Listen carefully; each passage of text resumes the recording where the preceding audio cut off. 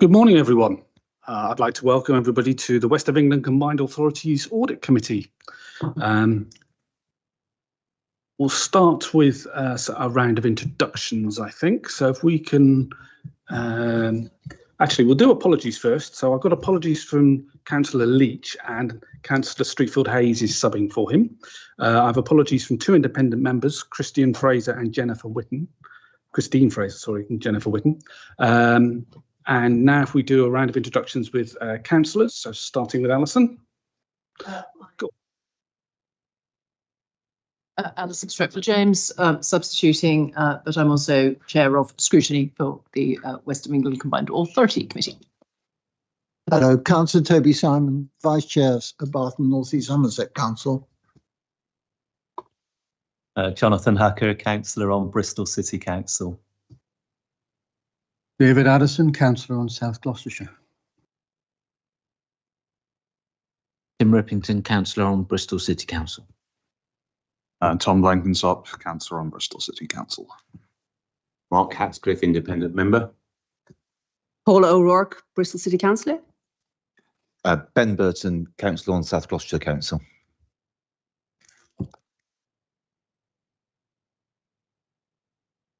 Morning, everyone. I'm Bob Brown. I'm the Monitoring Officer and Director of Legal Services. Morning, I'm Rachel Musson. I'm the Strategic Director of Resources and Section 73 Officer. Hi, everybody. Stephen Peacock, Chief Executive. Tim Millgate, Democratic Services. Solange Russell, Director of Finance and Deputy Section 73 Officer. Steve Finnegan, Financial Accountant. Tom Foster from Grant Thornton. Barry Morris, Audit Partner from Grant Thornton. Liam Royal, External Audit Manager from Grant Thornton. Tariq Rahman from Internal Audit. Thank you very much and welcome. I think we'll be having some other officers speaking at some point, but they will introduce themselves as they come along. I read out the evacuation procedures. In the event of a fire, please await direction from the West of England Combined Authority staff who will help assist with the evacuation. Please do not return to the building until instructed to do so by the fire wardens. And move on to item 2 now. Oh, I forgot to introduce myself. I'm Councillor David Wilcox from Bristol City Council representing Lockleys Ward. Now move on to item 2, which is declarations of interest under the Localism Act. Do any members have any declarations of interest to declare, please? I'll take that as a no. Thank you very much. Item 3, which is the minutes of the meeting held on the 15th of July, 2024.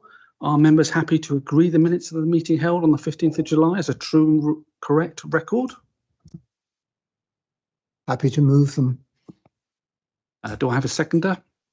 Thank you very much. So that's the minutes sorted. Items from the public. I'd like to note that there is no opportunity for questioners to read out their questions, but they will receive written, or they will have received written responses. There were 3 questions received from 2 individuals prior to the meeting, and the responses to these questions have been circulated and are available on the website. In addition, 4 statements from members of the public have been received.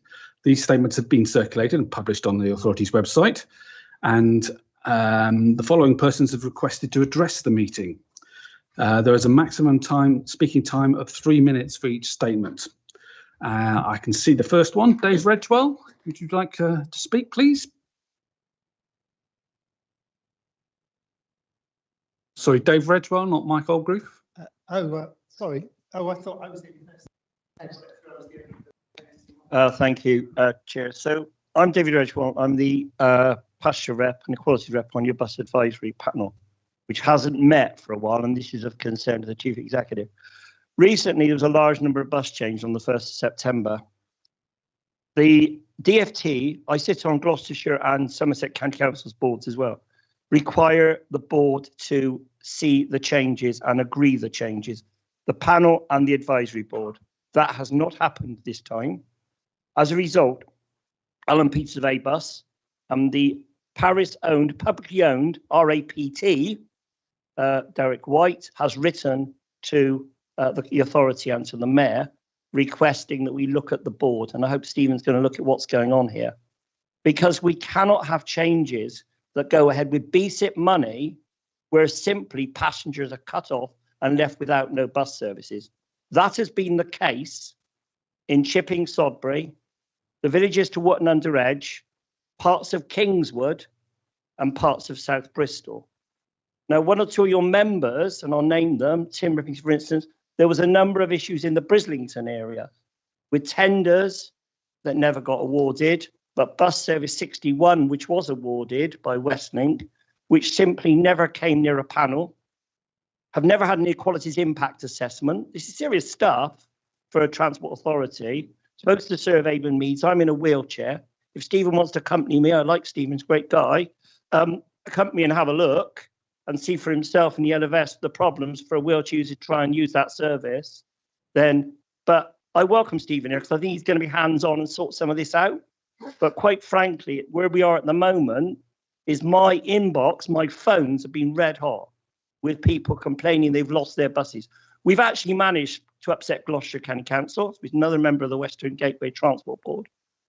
Partnership in Metro West by cutting a bus service that prevents villagers in the communities of Charfield, Wickwar, and the villages of around Upton, around Hawkesbury, Upton, and Chipping Sodbury, getting to work, to school. People have lost their jobs. Kids can't get to school at KLB. People can't get to doctor's surgeries. It's going to be a parliamentary debate on Wednesday in the House in the Westminster Hall. This is not good news for an authority. It's in special measures, for an authority that has the best value notice, and we need to sort it. So I'm just asking Stephen, one, to look at the passenger boards, and today, just finally, Malcolm, I just about emailed him, passenger information interchanges, it's all out of date, it's all the previous days, so the bus service integration is not there. So I just ask you, but what happens on the ground is what this authority is actually recognised for. It's a passenger authority. And the auditors, you go through all these services, audit them properly like the other combined authorities do, and see what's happening out there for the travelling public, the voters and taxpayers of the West England Combined Authority and North Somerset Council. Thank you. Thank you, Dave. The next person is Michael Grieve. Morning, everyone. At your last meeting, following the issues I've raised about award of grants to Stepping Up Leadership CIC, a community interest company of which ex-Bristol Deputy Mayor Asher Craig was a director, still is a director. The internal auditor said that his judgment was that a fair process had been followed. Following further items that I've received through FOI and my own knowledge of this, I find that very difficult to believe. I'm actually a qualified auditor and accountant myself. There were clear conflicts of interest in the role of Deputy Mayor Asher Craig as a director of this company and applying for grant. And I wonder whether these were picked up at the beginning, because there should be some protocol in place for logging conflicts of interest where grant applications are in progress. And I don't think there was. I mean, the officers at WECA did try to enforce deadlines about due diligence. She came back to them and accused them of discrimination in her email and said that the requests for due diligence information were unreasonable, excessive. So then that's another issue. I mean, I wonder whether the programme was actually properly planned in terms of timing, because it does look like there was a rush to get things approved by the end of the financial year. Also, whether fair pay and reasonableness checks are, well, you say it was a fair award, fair pay. That one of the project director for this project was getting the equivalent rate of £85,000 a year. I was told in the FOI that staff costs were 1%. They weren't 1%, they were about 60%. Without this money, this company would never have got off the ground. Most of their funding was from WECA. Finally, fair accounting. I'm told in answer to my questions, or one of my questions this week, that I can't actually have an answer. Well, the role of the audit committee, and this is from your website, is to oversee the statutory reporting process. Related parties are an item in your accounts, and I'm of the opinion that an award of money to that company would be a material item for them. It certainly is in my opinion, and that Asher Craig is a cabinet member of Bristol would be a related party. Thank you. That's it. Anyway, thank you very much. Thank you for your statement, Mike. Is Barbara Lawrence or Linda Cohen present to read out the statement? Okay, thank you. So let's move on to item 5. Before you do, Chair, I'd just like to raise the question that was on the questions list about whether matters are disclosed in the accounts as related party transactions. The response given is that the audit committee is not in a position to answer this. Now, it seems to me that the answers come from the officers rather than from the audit committee. But either way, I would have said that questions about disclosures of related parties falls firmly within the responsibility of the audit committee. So I think we should have confirmation that this matter is being gone into as a related party transaction or not, at either this meeting or subsequently. Thank you, Toby. Would an officer like to respond to that, please? I respond just in terms of that we'll look into that and we'll come back to you as whether that's appropriate or not. Thank you. So now we'll move on to item 5, the report back from the main committee. The committee received reports from the chairs of the Local Enterprise Partnership, Richard Bonner, Scrutiny Committee, which is Alison Streetfield Hayes, and myself as Audit Committee. Various items of transport infrastructure were agreed, including CRSTS over-programming, and importantly, the Future for West project funding was secured for the strategic outline case. Using the investment fund programme, the development of the full business case for the Somer Valley Infrarise Zone and the delivery of the Lower Chew Forest by Avon Needs Trees and the Yates Spur phases 4, 5 and 6. Regarding the best value notice, terms of reference along with a refreshed West of England strategic framework was approved and progress was noted across a range of actions. £800,000 worth of withheld budget was released as part of the combined authority and mayoral budget, and the finances to run an election for the West of England mayor in 2025 has been authorised, and we had a health and safety briefing as part of the corporate risk framework. One other thing that Mayor Norris actually proposed is that we don't use abbreviations and TLAs when we're actually speaking, so it makes it more accessible, and I would like to encourage that as well, please. So if you need to use an abbreviation, can you please explain what that abbreviation is, please? And if you catch me doing it, take me up on it as well, please. Now we could move on to item 6, which is the forward work plan, which I believe Solange is going to be speaking to. Yeah, so this is a forward work plan which outlines a schedule of reports to be presented to the audit committee at each of its meetings during the next year. So just please note that certain reports have to be presented at specified meetings in order to comply with statutory requirements. So the audit committee is asked to review and comment on the forward plan and propose any changes or make recommendations. Thank you, Solange. Would anybody like to propose any changes to this?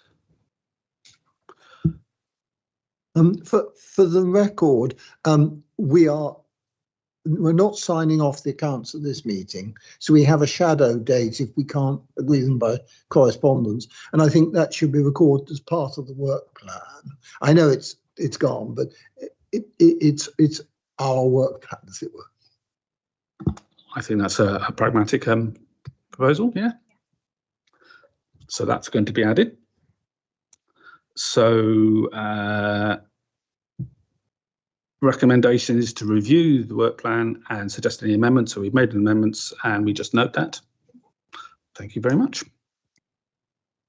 Now move on to external item 7, the external audit, the value for money report on governance matters. And Barry, are you going to be speaking to that from Grant Thornton? Thank you very much. Thank you, Chair. So I'll briefly introduce the report and then I'll hand over to my colleague Tom Foster, who undertook the review, to provide more detail. So some members will remember that back in the 2021 value for money work that we undertook, we raised a number of key recommendations and were also required to exercise our statutory powers and issue statutory recommendations around a number of concerns around the governance arrangements that are in place at the authority. During 23-24, there are also a number of developments which occurred, which we felt impacted on our 22-23 audit as well. Those included the fact that there was a further severance payment, which was the nature of the original governance report that led to the statutory recommendations.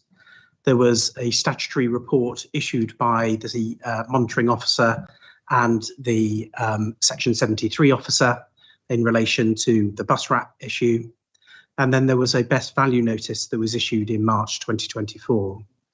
So we pulled together a specific terms of reference that would address each of those issues and bring an update to this audit committee. Now, the report has taken and the review has taken a considerable amount of time to come to yourselves, so I apologise for that. But the report is presented to you now. Now, I'll let Tom take you through the report. In summary, there are more key recommendations that we are raising, but there are no further statutory recommendations that we are raising, so I've not needed to exercise my powers in relation to that. Now, before I hand over to Tom, this was a specific value for money review, which was separate from the normal value for money arrangements that we undertake, and is therefore subject to a separate fee that needs to be approved by Public Sector Audit Appointments Limited, PSAA. And that fee has been agreed with your Section 73 officer at 33,795. So just to put that on record, so you're aware. I'll now hand over to Tom, who'll take you through the detail. Good morning, everybody. My name is Tom Foster. I worked with Barry on this report and did most of the field work to support it.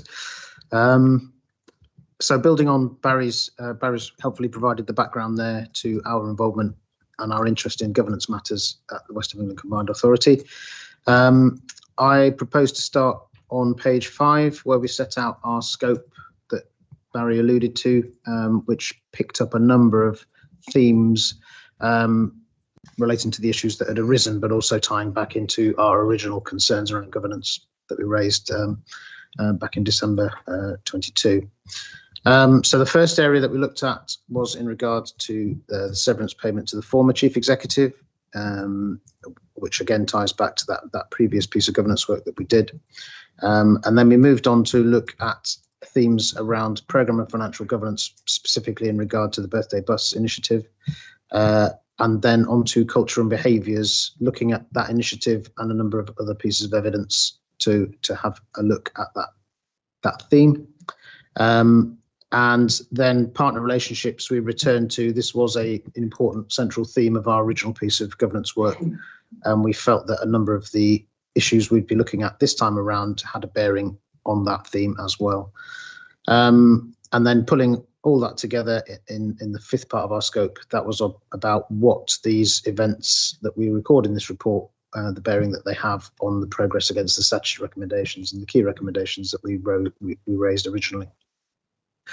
So I'm proposing to take the report broadly as read and just to work through the executive summary to leave time for questions for everybody, but I hope to cover the key points by doing so.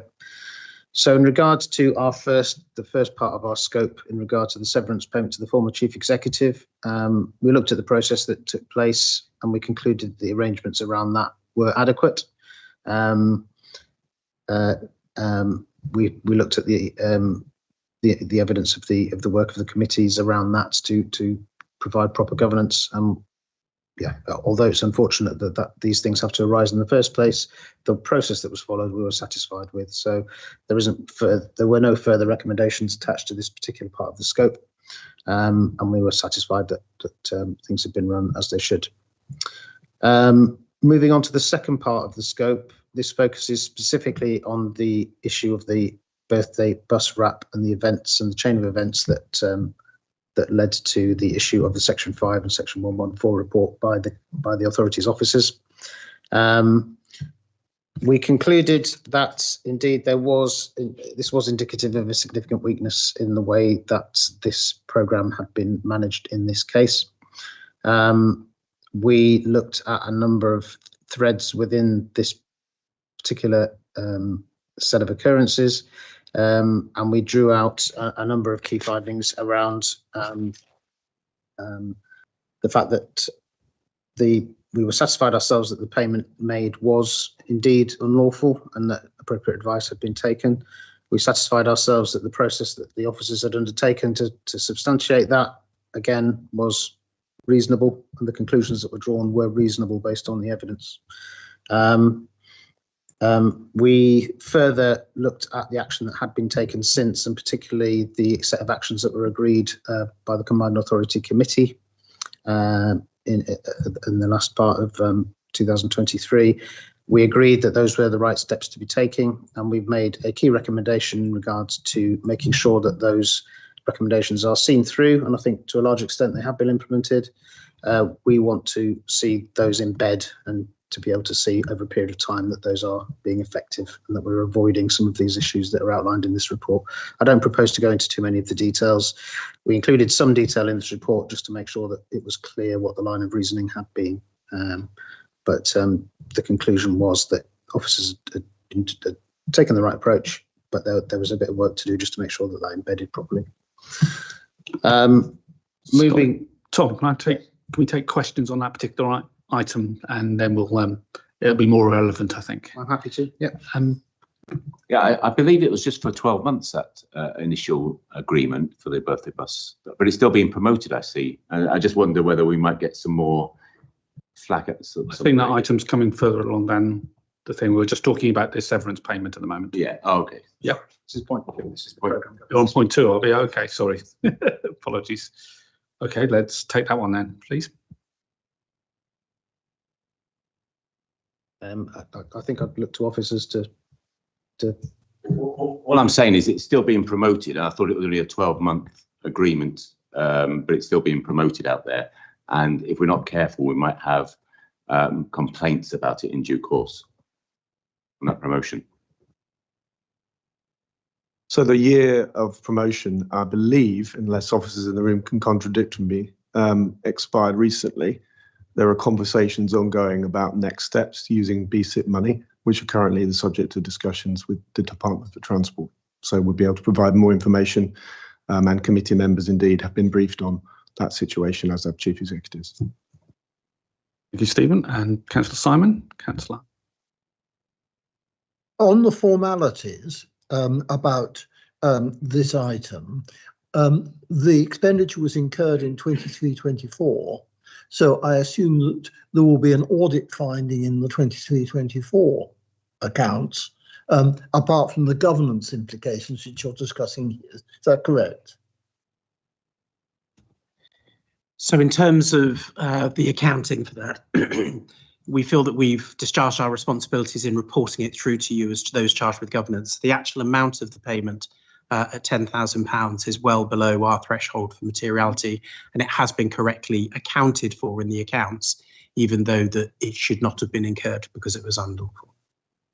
And we've and that should be reported in the audit, the annual governance statement as well. And no member of the public formally raised an objection which requires you to report on that. So no objection has been raised. And again, because we've undertaken this review, we would expect that our responsibilities under the Act have now been discharged. Councillor Harker. Thank you, Chair.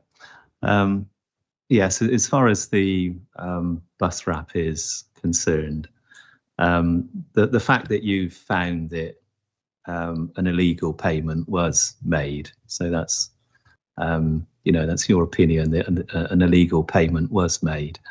That is obviously a extremely serious matter, even though in terms of materiality, it's below your materiality threshold.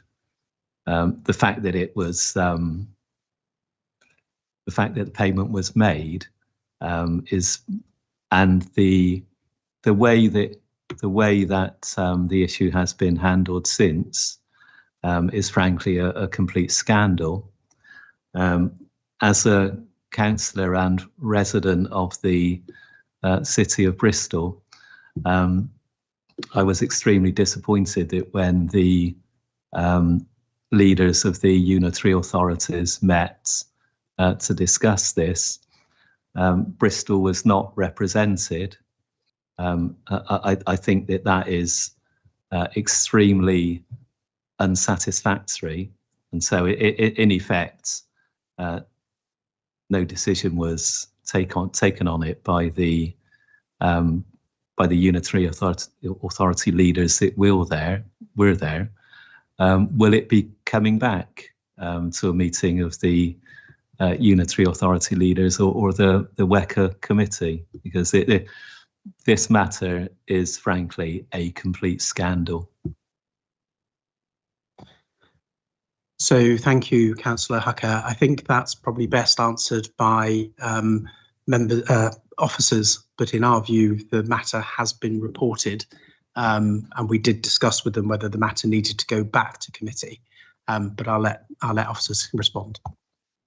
Thank you. So just to confirm, the statutory duty was discharged in terms of holding the extraordinary committee and for the meeting to be held. There was no explicit requirement for a finding to be found, but the committee were clear on the outcome of that meeting. But I'd just like to clarify, it was an unlawful payment, not an illegal payment, and it's an important distinction. Thank you for that clarification. But yes, I repeat the fact that that Bristol were not represented at the extraordinary meeting is extremely unsatisfactory. Any more questions for Tom on that point, Councillor Rivington? Yeah, I've just got a question on page 13 of the report. Talks about June 2024 review of the organisation's operating model was initiated to ensure the organisation is politically responsive. I'm just wondering when that we're likely to get a conclusion to that. As head of paid service, I commissioned that report, as most news chief executives would do. That report has been shared with members of the Employment and Appointments Committee, so it's an internal matter. It's ongoing. Yeah, thank you. Any more? Tom, would you like to continue, please? Okay, so that covers point 2. Point 3 of the scope was in relation to culture and behaviours, the bus wrap issue, and a number of other pieces of evidence that we looked at, and taking into account what we found with the previous governance review, did highlight some concerns for us around culture and behaviours within the combined authority. I think there are some nuances within that, but overall we found that did constitute a significant weakness under the National Audit Office framework. So on that point,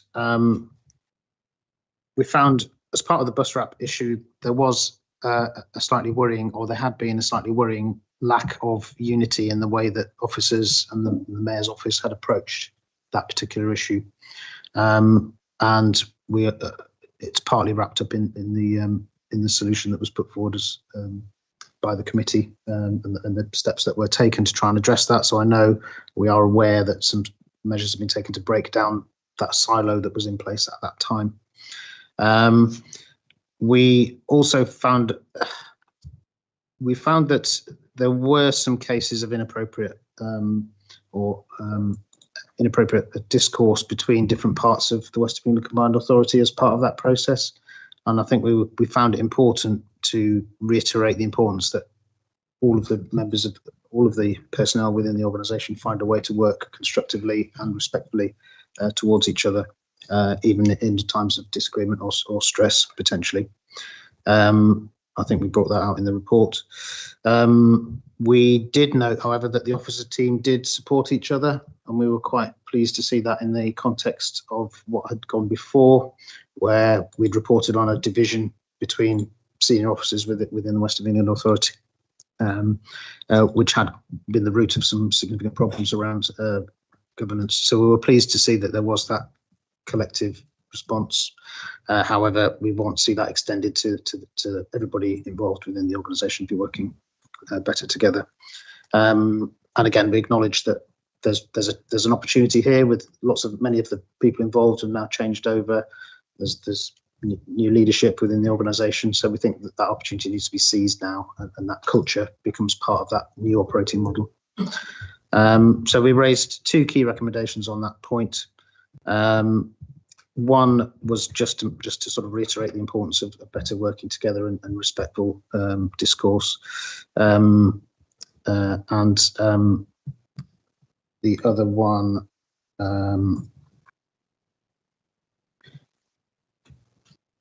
so where there are potential barriers to collaborative working, that the officers and the mayor and the mayor's office and whoever's involved do find a way through to sort of identify what those barriers might be, with the interest of building trust and closer working relationships within the organisation, so we can avoid in the future those silos kind of developing. So yeah, two recommendations to help sort of address some of those points. I'll pause there then. Is there any further questions on that point? Mr. Simon? Thank you, Chair.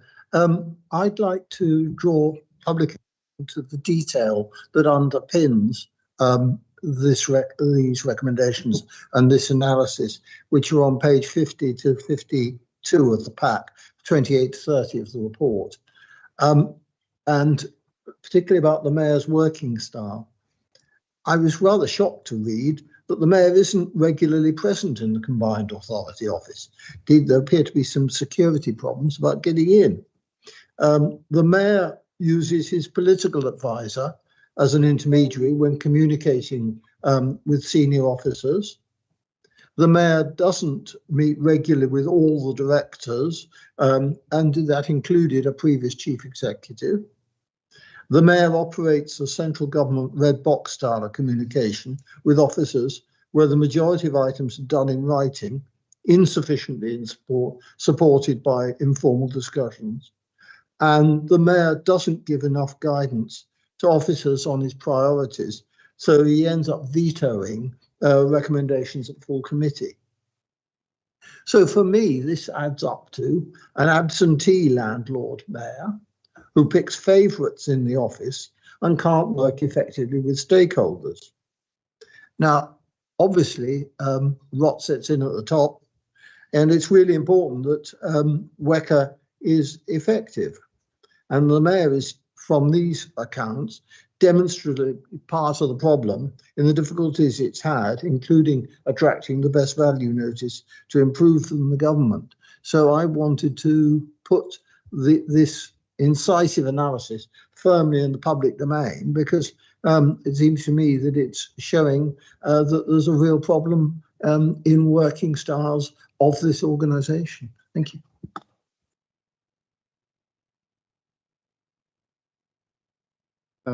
Yeah, I think part of the solution is, as we've recommended, which is to build enough of a framework around the mayor to make sure that both the interests of both parties are properly served. I think we can learn from some of the experiences that we've had over the last year on that front. Councillor Hucker. Thank you, Chair. I don't need to speak at length about the issues that have been highlighted in the report. It's all there in black and white, and in fact, Councillor Simon has done a very good job in highlighting the main issues. I happen to completely agree with him. This report is incredibly damning. The organisation is obviously dysfunctional on so many levels. It appears to me that the primary responsibility for that is the political leadership, and in particular the Metro Mayor. I'm not terribly optimistic that these issues will be fixed because the Metro Mayor now has another job. You would have thought that, given the issues that have been highlighted, the Metro Mayor would want to roll up his sleeves and fix those issues rather than take another job alongside being Metro Mayor. I would like to know if there's anything that we can do to help to fix these issues, or where the auditors consider the responsibility lies, and who should be putting in place the measures to fix the very serious issues that have been highlighted. Thank you, Councillor. So we welcome your support in providing oversight in making sure that these recommendations are acted upon. I think the principal responsibility rests with management and the Mayor working together with the political leaders from the other authorities that make up the Combined Authority Committee. And this committee is therefore there to hold them to account to make sure that similar issues are not identified. We will obviously follow up these recommendations and the progress against them in future years' audits. But again, it's down to officers to provide that running commentary and running updates to ensure that progress is being made. So I'm not sure if officers have a view.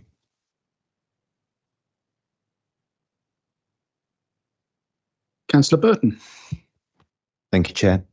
Just following on from the last two speakers, as was alluded, Mayor Norris obviously has a second job now as Member of Parliament for North East Somerset and Hanham. And we've read some very serious, obviously, concerns about siloed working and the various other indications which we just gone into.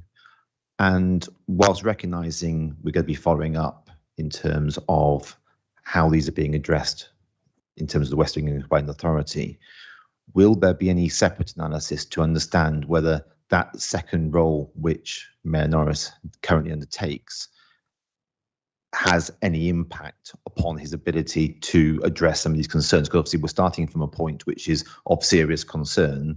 We've taken on a second job, which directly is impacting potentially his ability to focus and to take time to manage some of these the serious concerns that we've highlighted, but also potentially has the situation to exacerbate siloed working, not being potentially available, etc.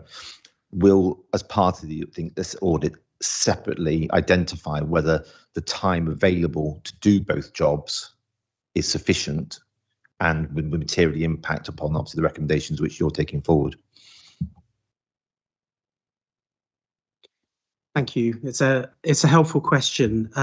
I think it should be clear it's not our role to look at whether or not the Mayor has the capacity to undertake more than one role. What we will be interested in is whether or not the issues that have been identified within this report have been appropriately addressed going forward.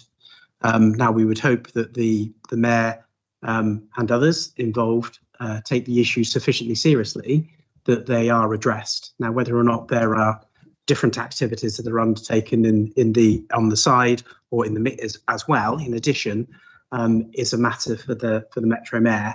And again, it's down to the political leadership and to officers to make sure that the role is discharged as effectively as possible.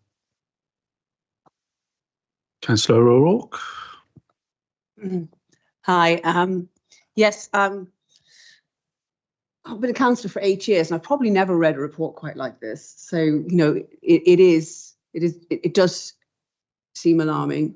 And I'm not going to reiterate what other people have said. I suppose I've got a question, really. The situation that we're in at the moment, I mean, it reminds me of that metaphor about battleships and wanting to turn them. It takes a long time to turn a battleship because they're big and bulky and cumbersome. and it's not done instantaneously. And it seems to me from reading the report that, you know, that's something that needs to be acknowledged, because efforts are being made to change, to turn that battleship, to get it out of its, extend the metaphor, to get it out of the way of trouble. And I acknowledge that.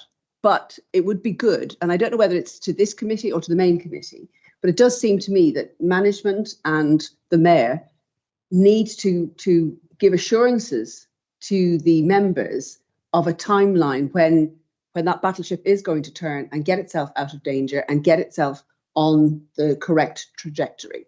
So can we ask for a timeline on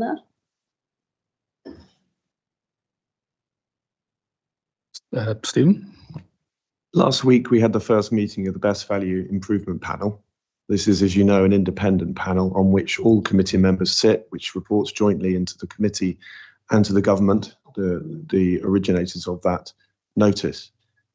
I would expect that would be the forum where the change that you're describing, which has, as you know, been translated into a Best Value notice, is best addressed. And indeed, all committee members last Friday confirmed their commitment to work with that panel, which meets in private, and I think that's an important point, and which will provide an objective assessment for all the public and for you all as audit committee members as when a level of turnaround, to use your word, has been achieved, because government, as you know, will require evidence before it allows us to have that notice removed. So that, as you say, in parallel to all the other things, a lot of which are internal matters for me as head of paid service, in terms of some of the officer side of the cultural and relationship and capability issues that have been lightly referred to in this report. Those, as you know, provide the ability behind the scenes for an organisation to be truly politically led and to succeed. And there's one interesting point I would just put into the context of that, is this organisation has trebled in size in 4 years, during which we had a global pandemic. There are a lot of things in the organisation that need to improve and change. It's not the full story, but it's part of the story. A lot of that stuff, rightly, is an internal matter. But as I say, the most identifiable external benchmark of when we are far enough into that journey of improvement, I believe, will be the government lifting the Best Value notice. I've got a question, actually, that I'd like to raise. Has there been any movement on appointing a deputy mayor for the West of England Combined Authority, as per the Constitution allows? Also, in part of this report, it's noted that there should be policy lead roles given to members of the Combined Authority, and if there's been any progress on allocating those, please. Those matters were discussed on Friday, and I think a work plan under the Best Value notice will pick those up. Thank you. Any more for this section? Alison? If the forum for the practical improvements which are going to take place as a result of the Best Value notice and the Grant Thornton report are going to be through the improvement panel, could officers very kindly describe how that work, the decisions that are being taken, the work plans that are being produced are going to be reported to audit and no doubt scrutiny as well, wearing my up hat. Thank you. May I suggest, I think, Jess, you're coming to give us an update later, aren't you? People can't hear you, but I believe you are, aren't you? And so we'll pick up that point if it's okay under the transformation update, because otherwise I'll be asking Jess up here twice. Thank you. Tom, would you like to continue? Certainly, yes. So moving on to part 4, in regard to partner relationships, this was the one area that was an open concern from our previous work, and we were looking to see if any of the events that we described in this report had a bearing on, and to what extent they did have a bearing on our consideration of the improvement of relationships, which was the core of some of our statutory recommendation number 1. We again found that significant weakness was continuing, and that indeed some of the issues described here were indicative of that. I think in terms of the nuanced outcome that we wanted to report, there has been some changes in the difficulties within relationships, and indeed we were quite pleased to see that officer to officer relationships was working much better now between the West of England Combined Authority and the constituent councils, much more cooperative, oiling the wheels almost of getting things ready and making sure that things happen more smoothly. And I think that does have a big impact and is something to be commended. I think the issue we described around Bristol City Council's involvement in the Combined Authority Committee's presentation of the Section 5 and Section 114 reports, which we describe in here, is again indicative of an organisation that is getting used to this slightly unusual configuration, whereby the officers of the West of England Combined Authority should be the officers that are referred to by the elected representatives of the other councils, because that's the way the constitution should work for the organisation. We felt that Bristol's objection, and we've detailed it in the report, was indicative of that trust not still quite being there, and therefore needs to be an area of focus going forward, and is another useful lesson perhaps to take from this. The other area that came through, and obviously clearly North Somerset Council is not part of the West of England Combined Authority, but it struck us that it was important that the West of England Combined Authority thinks about its wider partnership arrangements, some of which are going to be crucial, not least North Somerset, who are partners in the BSIP programme. And that this question of relationships, whilst not directly related to the statutory recommendation, should be considered in the wider context. So North Somerset being a key partner, the relationship there needs to be nurtured and looked for. So we've developed a key recommendation around that, separating that from the issues of what happens within the constituent members of West of England Combined Authority. So the three key recommendations that we made are serving to try and support and provide a bit more further guidance of the same issue that we discussed. I think our statutory recommendation number one was quite a broad brush, and in issuing these key recommendations, we've tried to provide slightly more detailed guidance about how that same agenda might be pushed forward. So the recommendations we made are, yes, first of all, that we would do strongly urge that the Mayor starts to attend these pre-meetings before the Combined Authority sessions. We feel that those have been very constructive in terms of making sure that the meetings run more smoothly. We don't feel that it's the same as sort of making agreements behind closed doors, which I know is a concern of the Mayor. But we feel that those sessions, together with the open public sessions, would be helpful to be of a piece in terms of pushing the agenda forward. In terms of the second recommendation,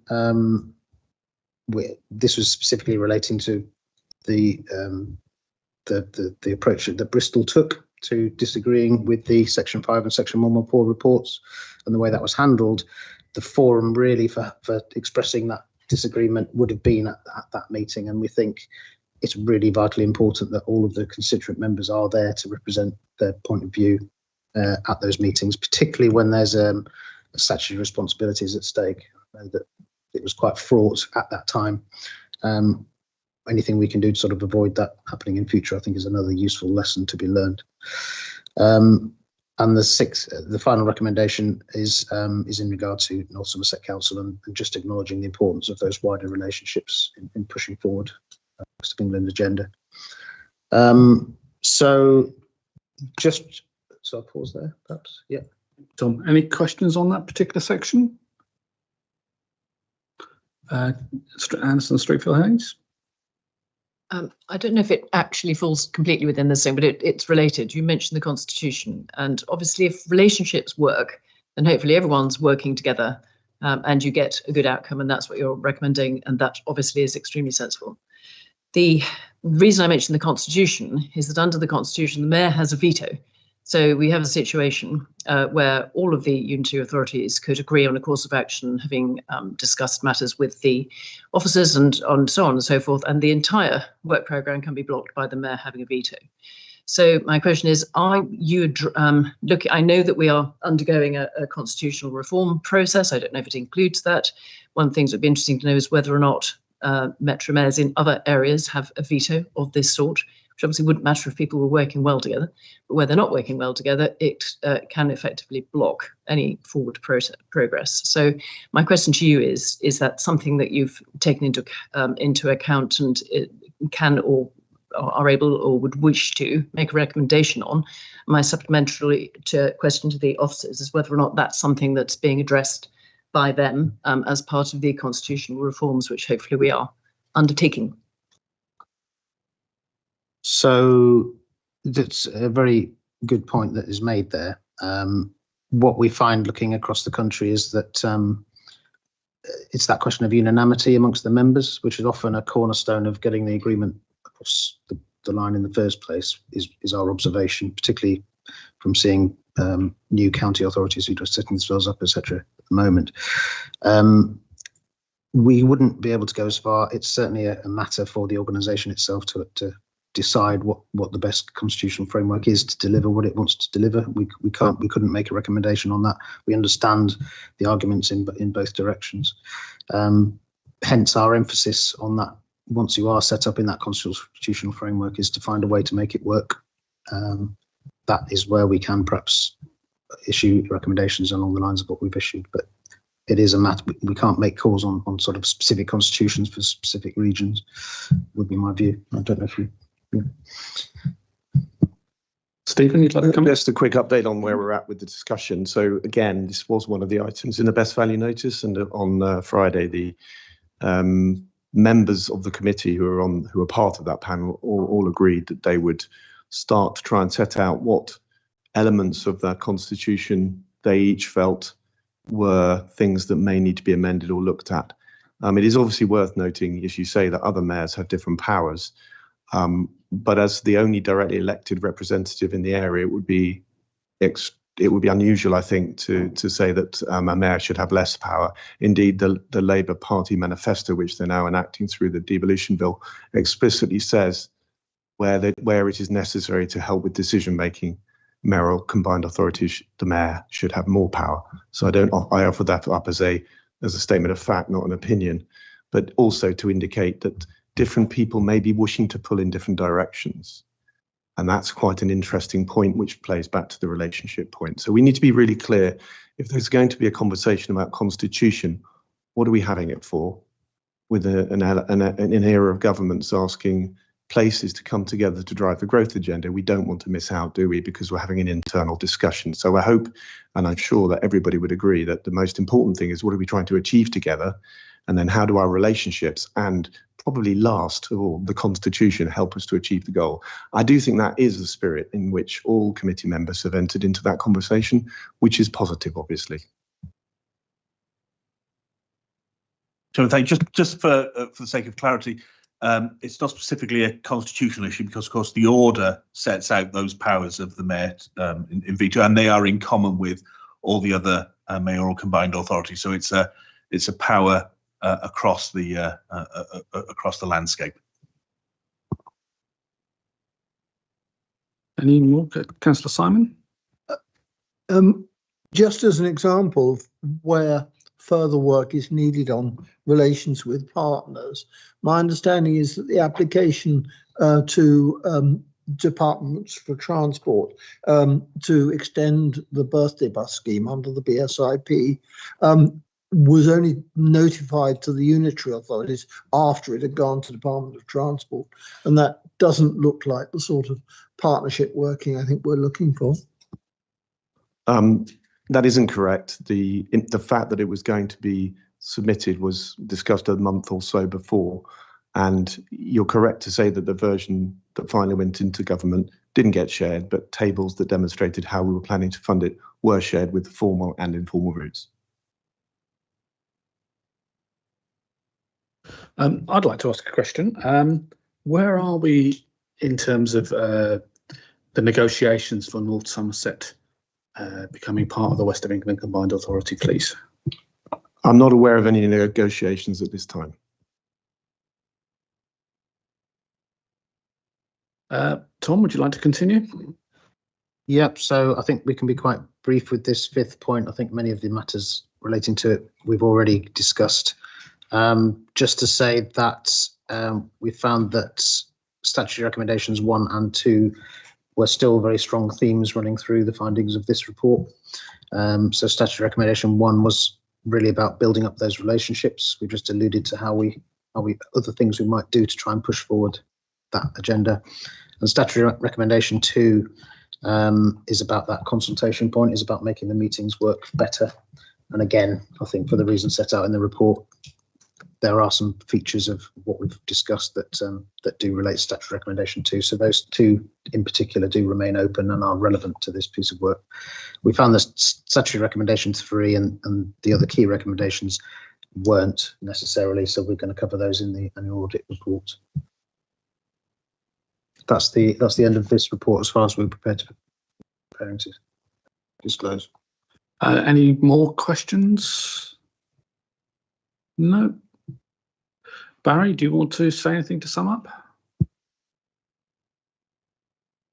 Thank you, Chair. So appreciate that it's a difficult report to read. It was a difficult report to write and collate, but also aware that there's significant change within the senior leadership team at the authority, and we hope that that will be the impetus and the catalyst for change, as well as getting the organisation moving in the right direction. And I would only echo what Stephen has said, which is whilst we talk about the internal mechanics, it's not recognising some of the important and really valuable work that the authority is doing and should be focused on.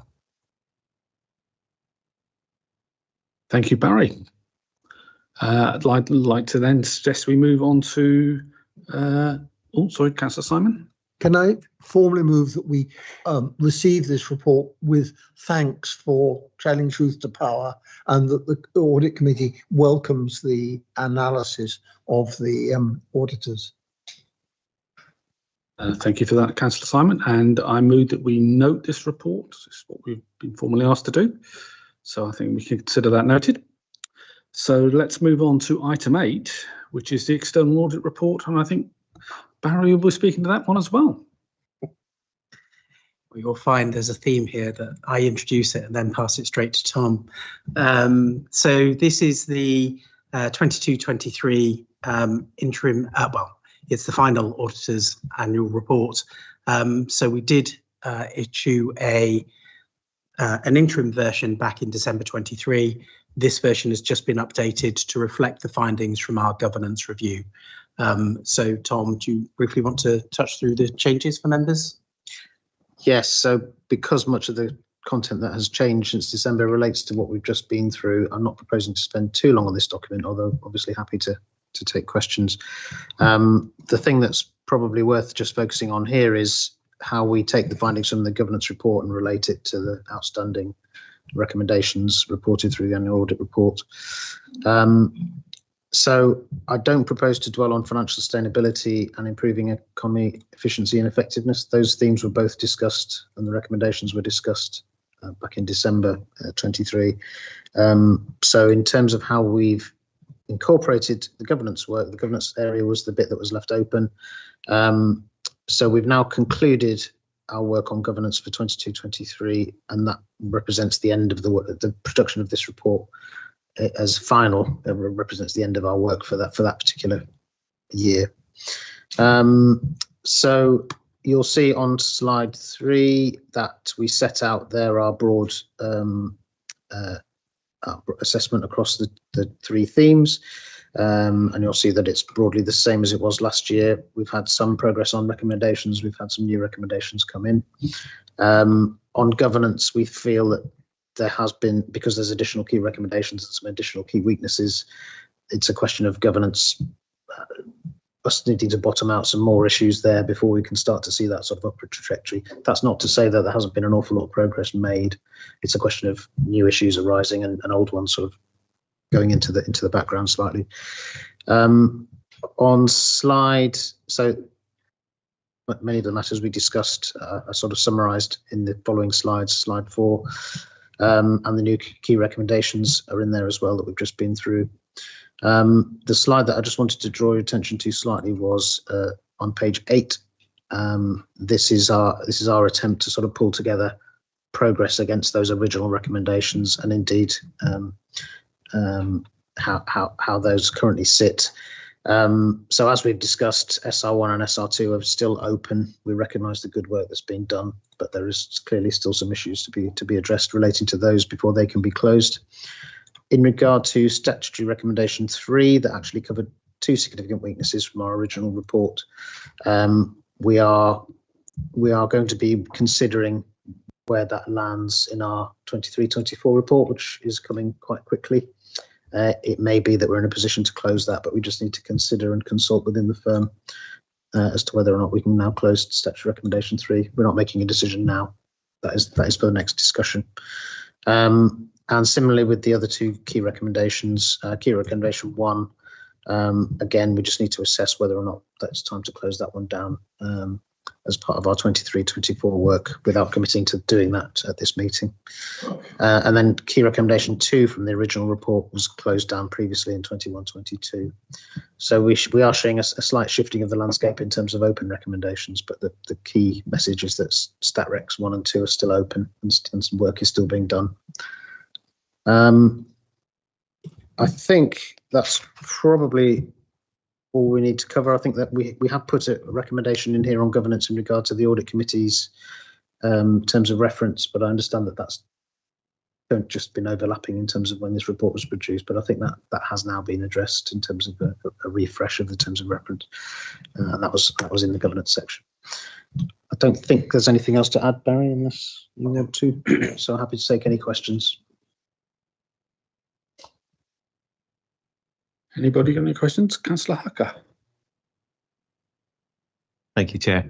Yeah, we have spoken sort of previously at some length about the governance issues, so that's why I won't go into that. It seems to me that the report basically, in terms of financial sustainability and the preparation of the financial statements, the report basically gives a pretty clean bill of health to the authority. Would that be a fair assessment of your view? Through Chair, Councillor, can I come on to that in the next item? If that's okay, because this is obviously looking back at 22-23, so I can provide an update on the 23-24 accounts then. Yeah, certainly. Thank you. I think I would just like to add a sort of general point, really, that this report probably is indicative of the fact that we've heard a lot of what's gone wrong over the course of the last half an hour or so. This report demonstrates that there's still a lot that can be built with this organisation. So, you know, the financial position and the way it delivers its services is not particularly of a concern for us at the moment. It's just that governance issue. So, a positive note, perhaps, to finish on. Councillor Streetfield-Haynes.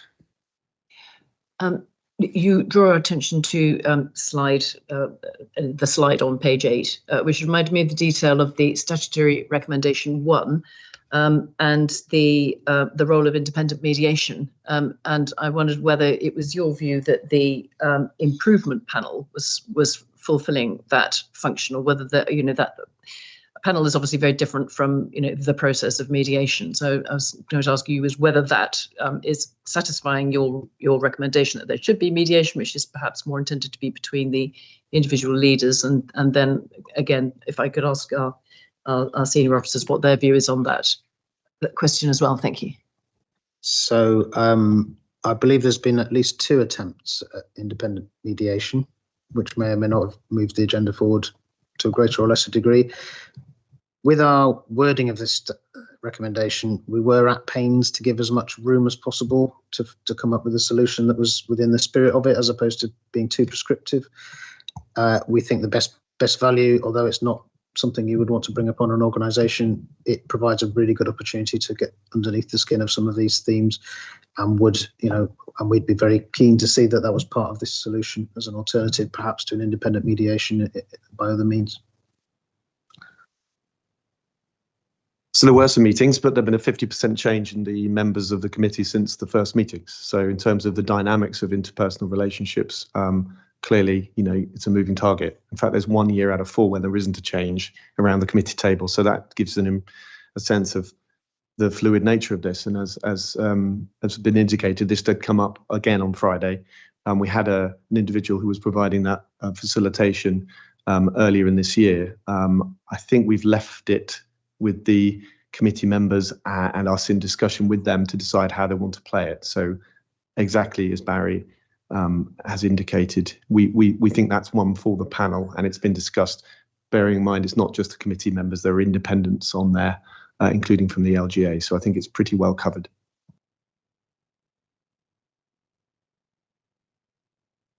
Any more questions? Councillor Burton. Thank you, Chair. Just very briefly returning to some of the bits we just discussed earlier, in terms of the Mayor's reluctance to attend pre-meetings being one of the significant concerns which we have. And from my understanding, obviously from the report and from the comments made earlier, that's because of the Mayor's view that it should be debated in public rather than potentially behind closed doors. And I note, obviously, in the report, it strongly suggests your preference that he should attend more regularly to those pre-meetings in order to come to a more consensus view earlier. Making the assumption that if he's held that view once, he's going to continue holding that view that it should be held in public. Do we know of any other mechanisms or other combined authorities or mayoral areas who do things differently that would then achieve substantially the same outcome? Because it feels to me that we're almost hoping that the Mayor takes a different view this time in terms of what he's previously done, which I don't see any evidence that that will be the case. And if that's not the case, then the issues will continue unless an alternative is put forward. So I think it's simply not enough to say, well, it'd be great if he comes to the pre-meet. And if he doesn't come to the pre-meet because he doesn't want to come to the pre-meet, then that's fine. But I think we need to find a different route through that. So do you have any different suggestions how we might get that consensus view? Because I know from partnership working in the past, particularly when I was on the business skills board for the combined authority when I was a previous cabinet member, a lot of the information came at a really late stage, and often it was one option and one option only. And that in itself, even at that earlier stage, if you're presented one option, you didn't like the one option, there was nothing else to turn around to. So it's just trying to understand how we can do things a bit differently to support that.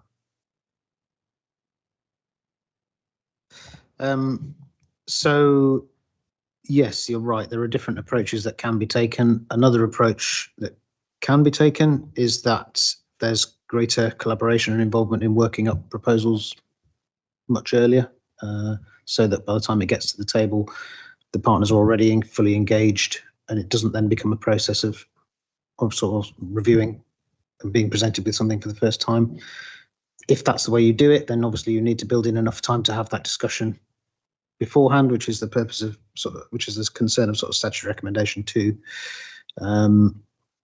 So yeah, either there's greater involvement at an earlier stage, or if it's a case put forward by one party that's then discussed, there needs to be enough time for that discussion with the rest of the organisation. It's very difficult for us to prescribe beyond that, really. Each organisation is different, has different dynamics, different relationship challenges. The organisation has to come up with a solution that works for the people of West of England, I would suggest.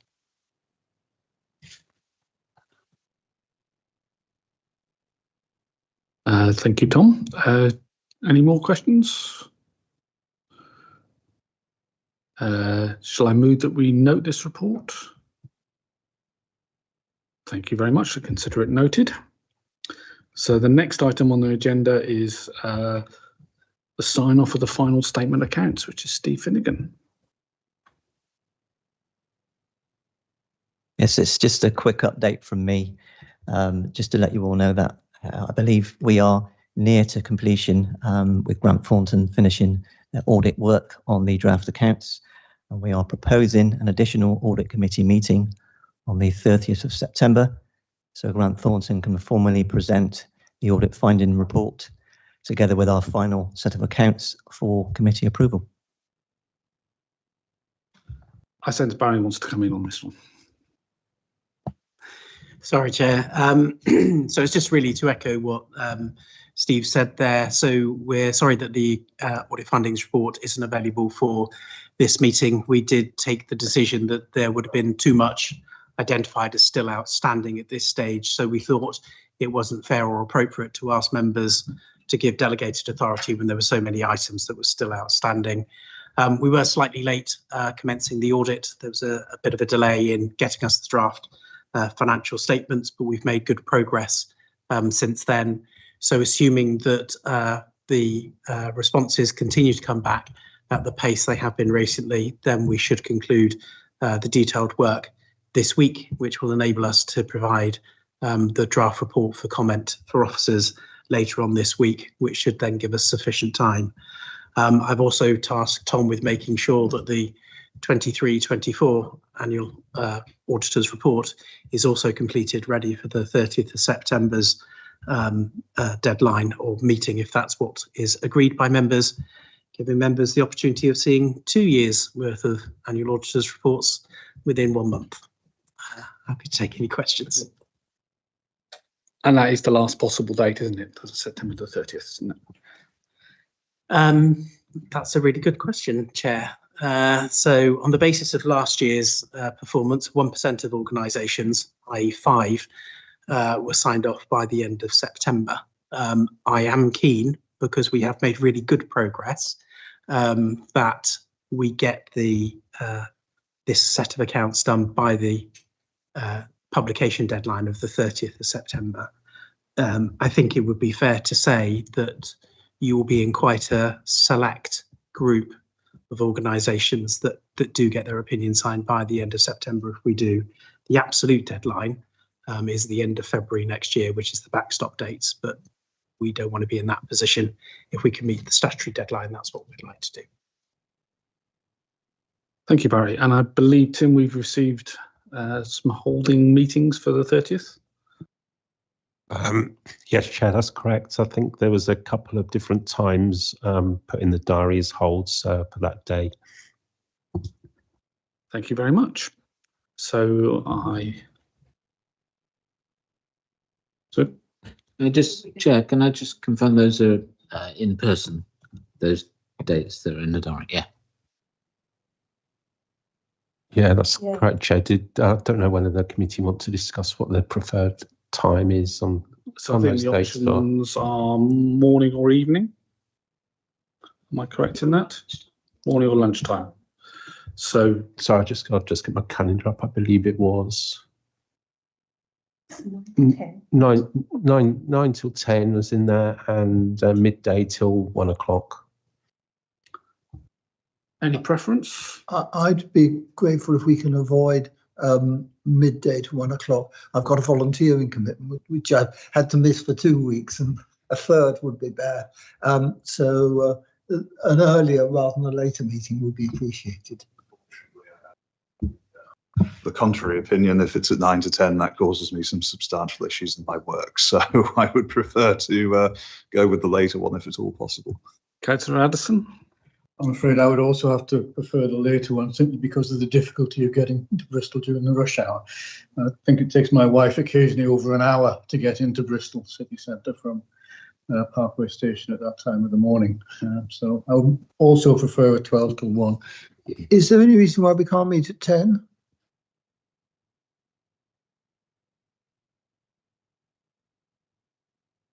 I believe that, Chair, you indicated you had another meeting sometime that morning, but I don't know how flexible that is. But it could be, if it's going to be a major blocker, I will move it.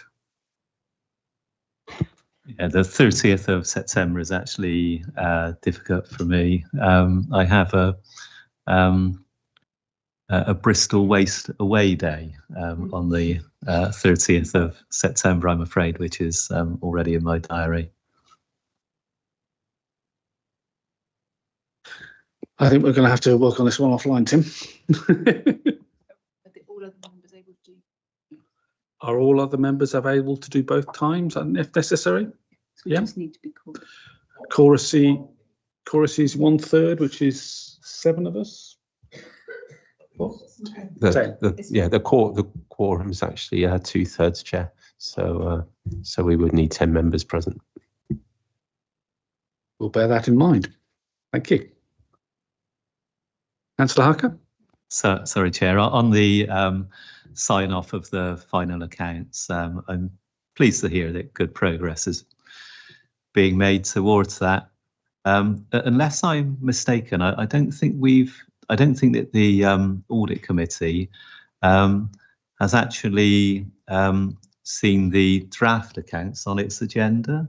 I know that they're available on the website, and so I've looked them up on the website, but they didn't come to us at the July meeting, as far as I can remember.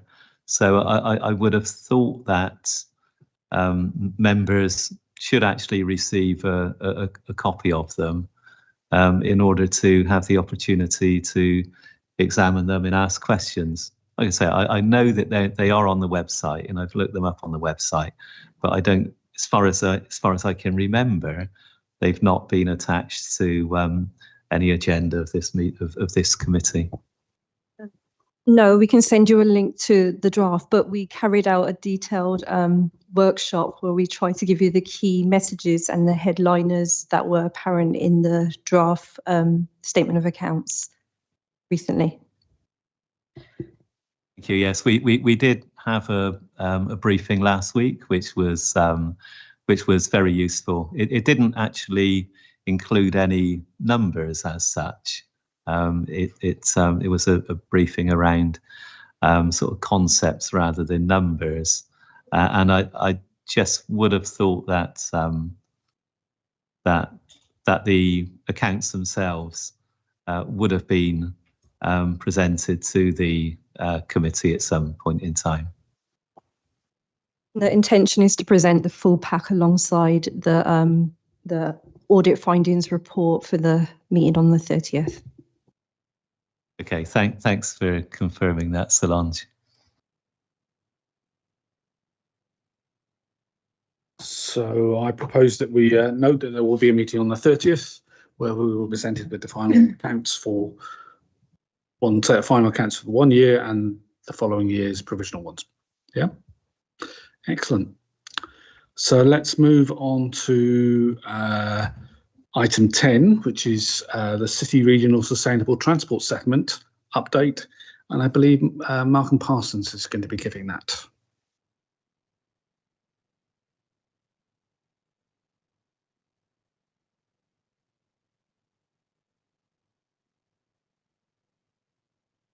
And Nuala.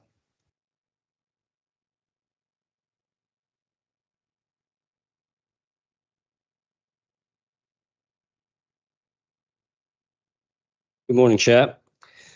I was going to make this relatively brief. We met a few weeks ago and I made a commitment, or we made a commitment to ensure there's a workshop on the CRSTS programme with infrastructure directors and the equivalents across unitary authorities. I can confirm that workshop is now in place for the end of September. The objective of that workshop is to look at opportunities within the CRSTS programme for bringing further forward some deliverables within that programme. As we recognised in the last meeting we had, that a lot of the delivery on the CRSTS, as highlighted by our colleagues in the audit team, was in year 5. We wanted to de-risk the delivery of the CRSTS programme by bringing forward some of those activities into earlier years. So that workshop, as agreed, will go in at, on the 26th of September. And there are further workshops with other senior officers within the unitary authorities and the combined authorities moving through from September until October. Any questions? Councillor Uppington. Thanks, Malcolm. Yeah, I'd see from the risk register that it's also recognised the amount of work that's going to be needed to be done at the same time in order to deliver a lot of this stuff in time for the deadline. And you talk about, in the risk register, it talks about negotiations with contractors to be able to do that work. I'm wondering if you can give us assurances that you think that the amount of work that has to be done over a similar period of time is actually deliverable with the number of contractors that we have in the region, and also that we will be able to manage that in a way that we don't end up with chaos on our streets because we're doing 5 projects in 5 different places at the same time. Thank you, Councillor Rippington. So I think there's 2 questions there really. One is around the volume of activity we've got in the region and the capability of the supply chain to deliver that activity. Through the programme, majority of the works are being delivered by unitary authorities, of course. And there are various models which those unitary authorities are using. For example, South Gloucester use their own in-house delivery organisation. So they're giving us assurance that that's capable. Bristol City Council, on the other hand, are currently going through a tendering process to re-tender their framework. And Bath and North East Somerset have got a framework contractor to go and do those works. So as far as the supply chain is concerned, we think we've got that covered across various mechanisms with different suppliers. So that's fine. I'm going to defer to my colleague to my right here, who's my programme manager for CRSCS, Nuala Waters. She's going to talk to you about the work we're doing on assessing the impacts on the network. Yeah. Thanks, Malcolm. So just to give you some assurances, we are looking at it at a detailed project level as well. So we have a discussion tomorrow with our UA colleagues to pull together a construction phasing plan. We've also done some more sophisticated mapping information, so we can negotiate and have discussions with our transport operations colleagues in terms of mitigation opportunities. So that work is in progress. And oh, sorry, I'm not normally accused of being very quiet. So just to reassure Councillor Rippington, sorry, I'll repeat it again. So we have a risk workshop tomorrow with our UA colleagues to discuss construction phasing. We are in discussions with our bus operations team in terms of the impact on bus stops and bus routes. And our modelling team have pulled together some more sophisticated mapping capability so we can understand and review it on a route by route basis. So that work is in progress. Yeah, so you're confident that it's doable, basically, without, seizing up the entire infrastructure of the city region, sort of thing. The evidence we have available to us at this point, Councillor, give us the confidence that we are able to deliver the works required. If that position changes, then of course we will update as necessary. Okay, thank you. Just one other point, Chair. Just like to say, also mentioned on the risk register consultation with local councillors, and I just wanted to say we've had in Brislington, we've had a session recently and a follow-up session scheduled in regarding the A4 corridor stuff, and I just wanted to put on record my thanks that you're doing that, because that hasn't always been the case in the past, and it was a really good session, and we're looking forward to helping out with that. Thank you, Councillor. I will pass on the thanks to my Bath Bristol Strategic Corridor team. I've got a question. I'd like to suggest that we do still have a further item on a further audit committee about CRSTS, because the workshop that is proposed for the 26th of October will be a private session, I'm assuming, and there will be no information actually released into the public domain about the status of stuff. So it would be really good to have an item actually in public at an audit committee about the state of it, please. No particular objection to that, Chair. I'm happy to attend. Excellent. Thank you very much. We don't need to note this according to my notes, so we'll move on to item 11, which is the Risk Management Framework Update and Corporate Risk Register, from Abby Evans and Pete Davis.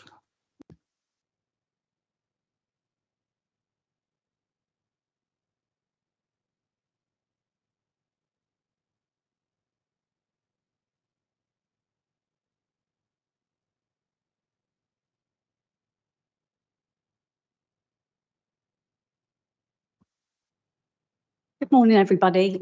My name's Abby Evans, Governance and Delivery Assurance Manager. Apologies from Pete Davis, he isn't here today. But I am introducing item 11. So primarily this report is seeking comment and agreement on our corporate risk register.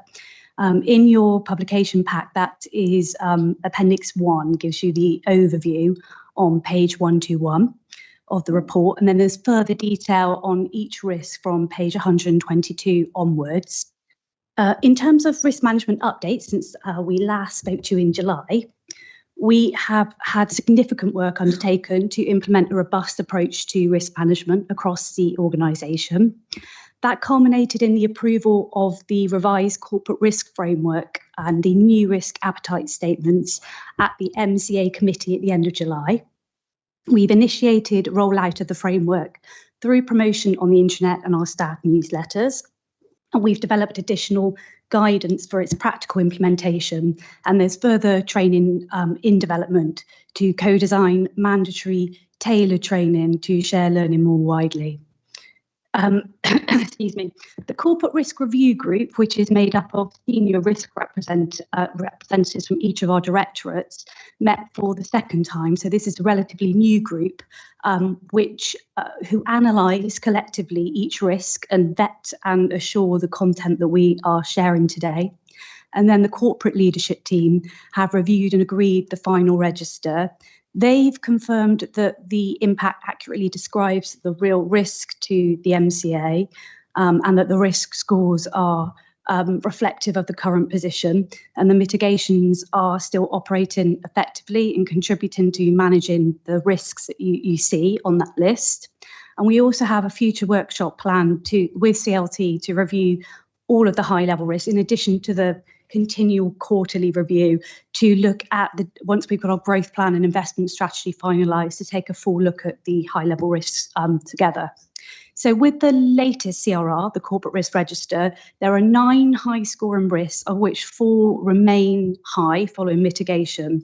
And there is one newly introduced risk, and that is CRR 6, which is the ongoing economic impacts of international events and financial market fluctuations. That was an existing risk, and we've split that to create the new risk CRR15, and that focuses on the change in political landscape that the new government has created. We obviously anticipate new policy initiatives which present both risks and opportunities. So we wanted to separate those risks to show that the mitigations are quite different. Those relating to CRR6 around the wider international economic impacts are less controllable. So we've more actions in place to align with CRR6 with government priorities. The other significant change, they've all been updated, but the other significant change is CRR11.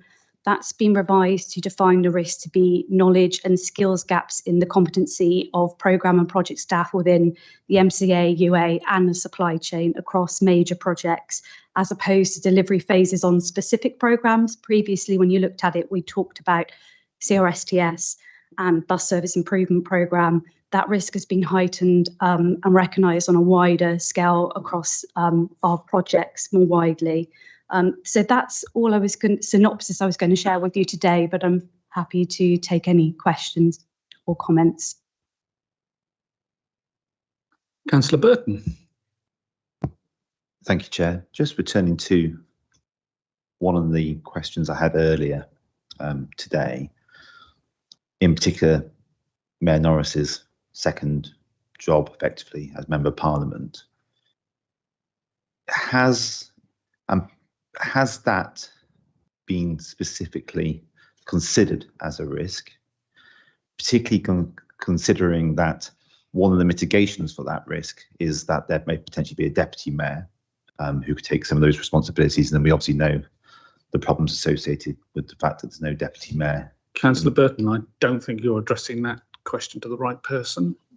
I'm not sure that Abby's. Well, I'm happy to address it to whoever. I mean, I can take it. Obviously, the answer is no, because if it were reflected in the register, it would have been as a result of the conversation. I mean, and there is a bigger set of questions which are captured under the CRL 15, which is about the specific. Would it be okay if I address it to yourself, Stephen, if I finish the question and then, we address the. Yeah. Carry on. So, given the specific risk that centres around the mayor potentially not or having difficulties fulfilling 2 roles, and as I said, the mitigation being a deputy mayor, which is obviously not in place. Whilst understanding that obviously he's content that he can do that, and that's obviously a view for him to take. And I think on behalf of all our residents, we hope that is the case, while suspecting potentially it may not be.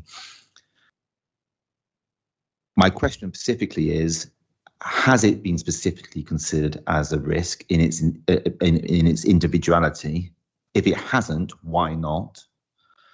If it has been considered specifically as a risk, what was the outcome? And as a result of that, I'm assuming that if it has been considered, it's been considered not to be a risk. And I'd be interested to understand the reasons why that's not the case, because I'm assuming that is the case because it's not within obviously the content of this report. So the status of a mayor also being elected as MP is not a matter for officers. The risk register that you have before you relates to a period that is more current than the document that Grant Thornton, for example, was speaking to earlier, which predates my arrival. Our ability to transact business since the mayor was elected coincidentally has improved. We've had a good committee. We've had some excellent relationship building sessions between UAs, and we had a best value improvement panel meet on Friday, which was actually very constructive. So there is no discernible increase in the risk as a result of the mayor having become an MP that we as officers feel is an appropriate matter to raise in a corporate risk report. Obviously, as I mentioned earlier, CRR 15 deals with a much broader set of changes that are coming as a result of a separate political change nationally, which is far more significant for us and which we must focus on in order to seize the opportunity. I think they call them opportunity risks, i.e. you just might miss that boat. So obviously that's the main focus, but no, it wouldn't be appropriate for officers, and I won't be asking officers to specifically isolate the risk of the mayor having also been elected as an MP. Can I just follow up on that?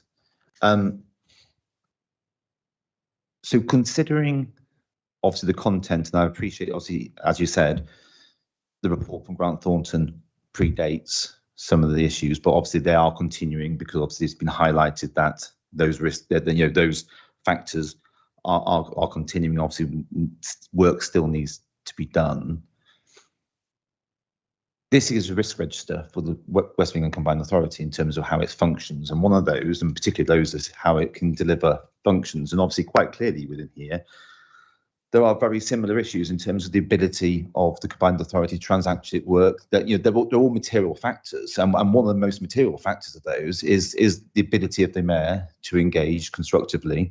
My previous question was directly related to the fact that the mayor continues not to attend pre-meetings. Am I to assume that's a decision which he's taken? Is that a capacity decision which he's taken because he can't attend those pre-meetings because he's got other responsibilities or doesn't want to? So I don't think I agree with the conclusion that the ability of the mayor to fulfill his functionality is not something that should be considered within a risk register. I find that hard to believe, especially where he has the capability also to appoint a deputy to provide assistance and to provide opportunity to split those roles and share responsibility in that function. So I find it difficult to conclude that it's not a risk, particularly given the findings that Grant Thornton say in terms of partnership working.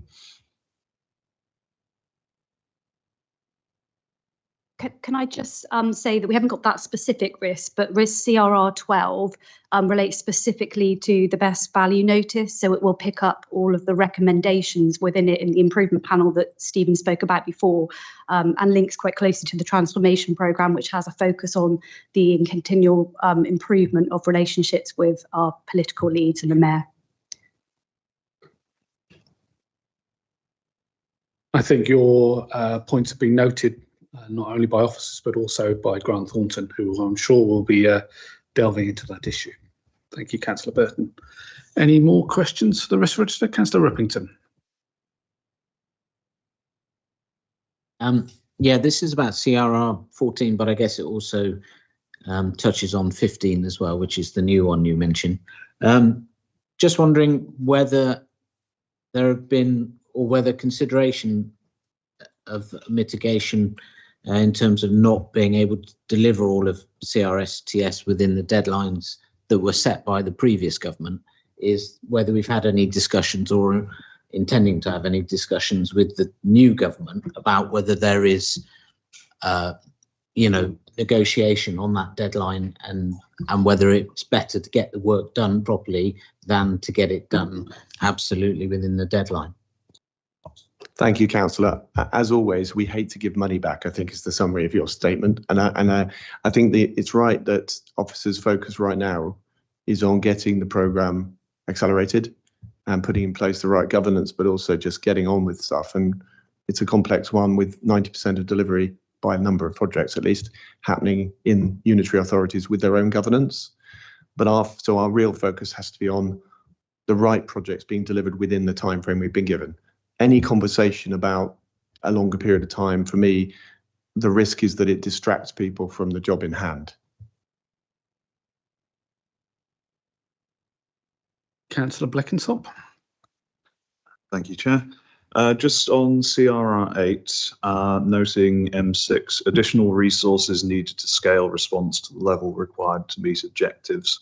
I was hoping for a little bit more clarity on what kind of additional resources in terms of more staffing or just more funding, where that resources might come from. Are we planning to reassign that internally, or were we hoping to perhaps engage with the new government? Very similar to Councillor Rippington's question, has there been any discussion with the new government on the ecological side?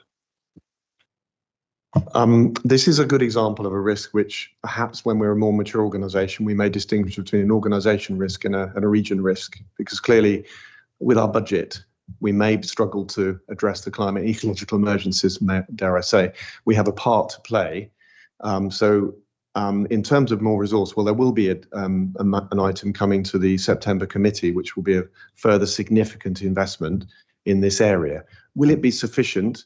Of course not, because our budget will never be sufficient as things stand. It is, as I say, an example of the need for us to continue to evolve what these risk registers are reporting on, because this is a regional, dare I say, national and international challenge. But it's a good point, and there will be some more news in September committee. Right, great to hear. Thank you. Any more questions, Councillor Rippington?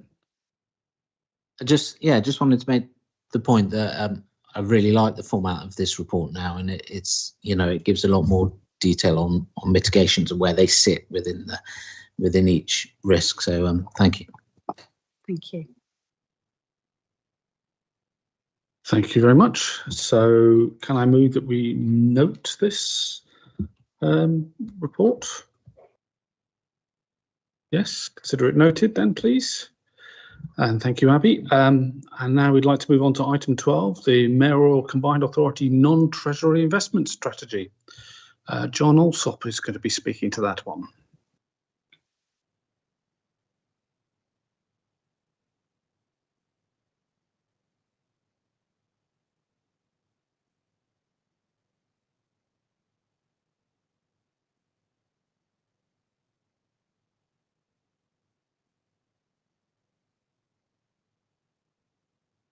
Thank you, Chair. Good morning, members. So this paper introduces the draft non-treasury investment strategy for the combined authority and asks the committee to review it and suggest any changes before it goes to the main MCA committee for approval. The non-treasury investment strategy is normally drafted in advance of each financial year alongside the treasury management strategy. The difference between the two is that the Treasury Management Strategy deals with investments of funds that are available because of cash flow surpluses. For example, where grant funds have been received in advance of need, whereas the non-Treasury Management Strategy covers all other financial and commercial investments that the authority might enter into. And these may include loans or equity investments in local businesses or joint ventures or subsidiaries, including, for example, the investment in the Bristol Temple Quarter LLP, which the Combined Authority is a party to. A significant difference between the Treasury and non-Treasury investments is that whilst Treasury investments must follow the Prudential Code to ensure that public funds are protected by applying the principles of security, liquidity and yield in that order of importance, non-Treasury investments might include service investments, which in which the authority may be more relaxed, for example, to not generating yield if the projects deliver outputs which support regional or corporate strategies. And there are a number of these sorts of investments which are currently being developed for consideration by the MCA committee. The strategy itself is shown at Appendix 1, but I'm happy to take any questions from members. Thank you. Thank you, John. I think Councillor Hucker has that question. Thank you, Chair. Is this a brand new policy? Has the authority made any investments of this nature up until now?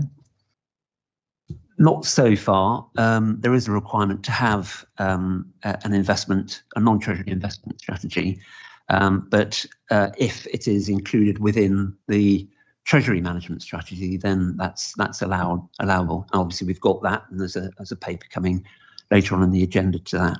So currently, no, we don't have any at the moment. As I say, there are a number of potential service investments that are coming to the main committee for consideration. So it's good to have this strategy in place in advance of those decisions being made. Thank you. I admit to feeling somewhat uneasy about the authority making investments of this kind.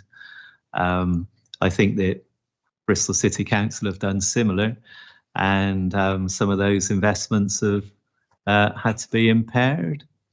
I note that the approved limit is 19.5 million for 2024-25. How has that figure been calculated? So, as I say, there are three potential investments that are coming along down the line, and the total sum of those would be 19.5 million. But obviously, there is a significant amount of due diligence that will go into each of these proposals, and any of those risks will be looked at in detail. And all of those, again, the distinction between the Treasury management investments, that is cash that we could not afford to use because that is just temporary balances, whereas all of those other, the 19.5 million, would be made available from the investment funds, so would be affordable in that respect. Thank you. I note that there is a risk assessment that would be carried out, and for example, for loans, there would be a first legal charge over land in assets, which is something which I would expect.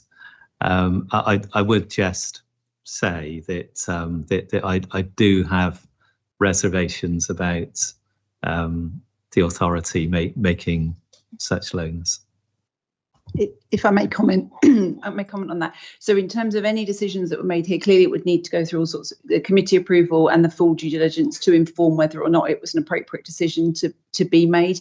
But having this non-investment strategy allows us a mechanism by which to work with. So, for example, the BTQ loan was agreed through committee in January this year, but we need this kind of strategy to help underpin that so that we can ensure that we do all the appropriate work to enable that to happen, essentially. Thanks. Yes, thank you, Rachel. That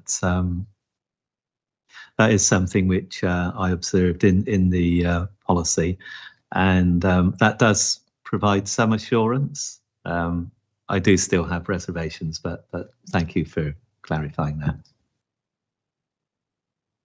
Councillor Simon. Thank you.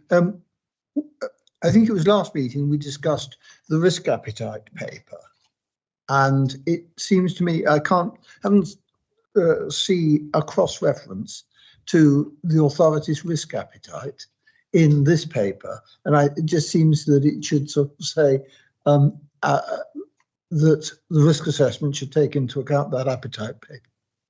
So yes, that would be part of the due diligence work that will be undertaken. But as John said, the nature of the non-treasury might mean that it's not necessarily the sort of security or the yield, etc. There could be other reasons that we're doing something, and therefore taking in those sort of more holistic factors, including risk, is really important to ensure that we can sort of do the right things as and when and if they're appropriate. I was really thinking of that in the risk appetite paper. It said there was a high appetite for certain types of risk, and those will be the sort we'd be engaging in here. So it's really cross-referencing that as the risk assessment takes into account the appetite. So these in themselves could be a different level of risk. There may be high or low depending on what the nature of the particular investment or loan could be. There is a potential that where if we were making a loan, it might be as a result, say, of a market failure, which would make it a higher risk. It might just be that it's something that we really want to be able to do, but the organisation we're working with don't have the immediate funds. Yeah, so we would need to consider that fully within any investment of whether that's appropriate, and all of that would need the appropriate sign-off and approvals. So my suggestion is just that there should be a cross-reference in this paper to the risk appetite paper to inform those decisions. We'll make that adjustment in the final version. Thank you. Any more questions for John? I think that's fine. We've got two recommendations that we consider the draft MCA non-treasury investment strategy 24-25 and make a recommendation to the mayoral combined committee to formally approve the amended strategy. Are we all happy to do that? Excellent. Thank you very much, John. Thank you.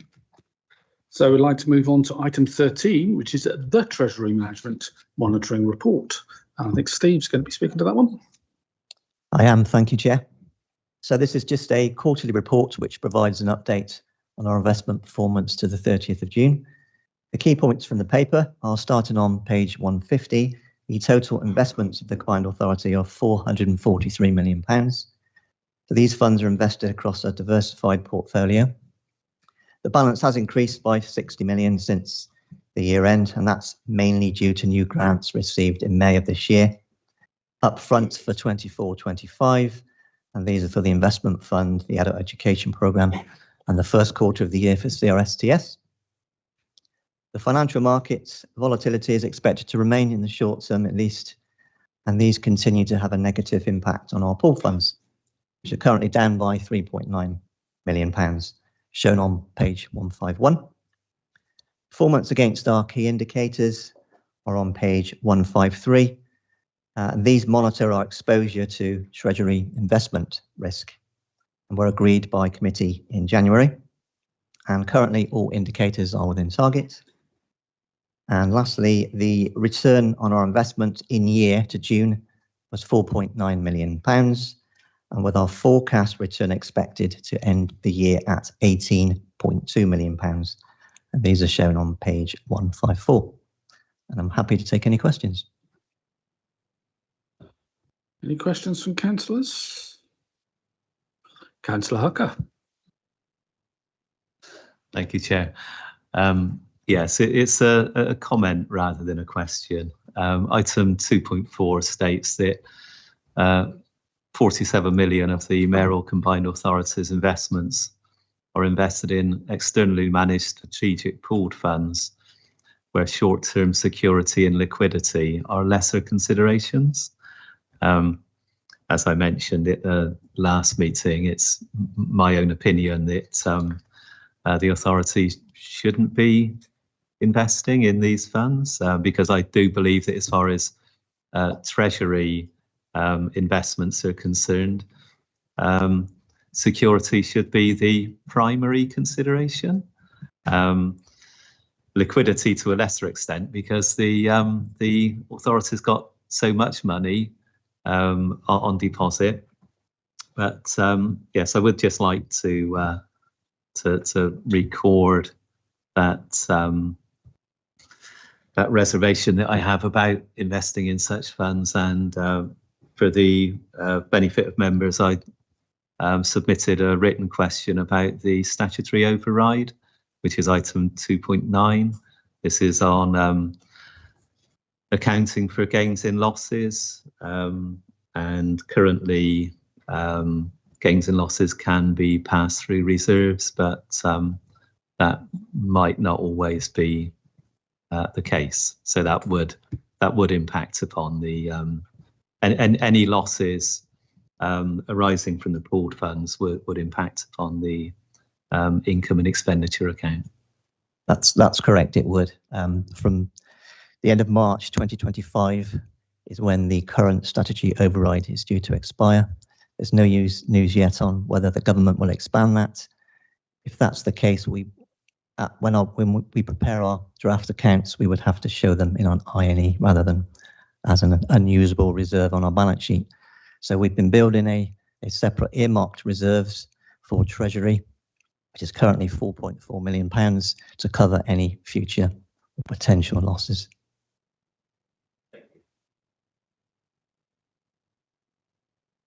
Any more questions, councillors? Then I propose that we make the recommendation that we note the Treasury Management Monitoring Report to June 30th, 2024, prepared in accordance with the SIPFA Treasury Code of Practice and Treasury Management Indicators. Thank you, Steve. So next we'll move on to item 14, which is an internal audit update, which I believe Tarek is going to be giving us a presentation. Good afternoon, everyone. Okay, so the Audit Committee approved the annual audit plan at the March 2024 meeting of the committee. 12 pieces of specific audit work were approved, as well as work in other areas, including grant certification and audit follow-ups.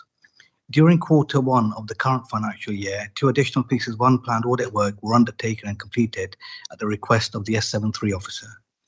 Over the page, the performance summary shows the status of audit work as at 16th of August 2024. It records the status of work as either work in progress or scheduled for quarters 3 and 4. For the planned work, i.e. that work that was approved as part of the annual audit plan, the majority is recorded as work in progress, with 6 audits remaining to start between October 2024 and January 2025. As per the performance summary, follow-up reviews for the work carried out in the previous financial year, i.e. the 23-24 period, have been scheduled to start in September 2024 and run until January 2025. It has been agreed that we will provide quarterly updates to the Section 73 officer on the status of implementation of audit recommendations. The Combined Authority provides grant funding from central government, and terms and conditions require independent verification that grant requirements have been met and that expenditure is allowable according to grant terms and conditions. In terms of our review of the 3 pieces of grant certification work carried out and described in the table at item 7, they all met the conditions of the grant terms and conditions. Finally, as mentioned, the S73 officer requested 2 additional unplanned internal audit reviews in Q1. The first one was capital programme and the role of the Portfolio Review Board, and the second one was looking at the Stepping Up company. So the capital programme and the role of the Portfolio Review Board. So the PRB plays a crucial role in overseeing and managing the MCA's portfolio of projects.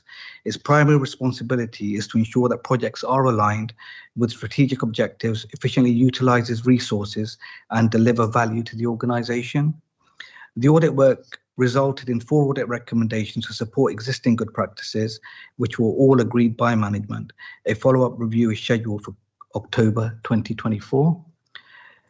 So in terms of stepping up, a verbal update on the findings of this review was presented to the Audit Committee in July 2024, and it is included here for completeness. So 5 recommendations were raised, and all recommendations have been agreed for implementation by management. A follow-up review is scheduled for September 2024. So that's everything from me. Thank you, Tarek. Any questions for Tarek? Councillor Simon? The two special recommendations on special projects on page 163, did they have an assurance rating assigned, or did you not give an assurance rating? So both those pieces of work were briefing reports, so there was no assurance rating assigned. So both of those did not have an assurance rating assigned, but they both had recommendations. So there isn't a rating that should be reported to the committee? No, okay. I've got one quick question on page 161 in the unplanned work. What is Zebra 2, please? It's Zero emission bus regional areas. Yeah. Thank you for explaining that acronym. So I think we can, the recommendation is to note this report. The area is under review and progress and delivery of the 24-25 annual audit assurance plan as at 16th of August 2024. Does everybody agree to note that? Excellent. Thank you very much, Tarek. Next up is the item 15, the transformation programme, which I think Jess Lee is going to be speaking to.